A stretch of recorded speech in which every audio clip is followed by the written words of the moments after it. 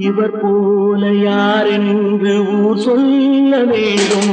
கண் போன போக்கிலே கால் போகலாமா? கால் போன போக்கிலே மனம் போகலாம்.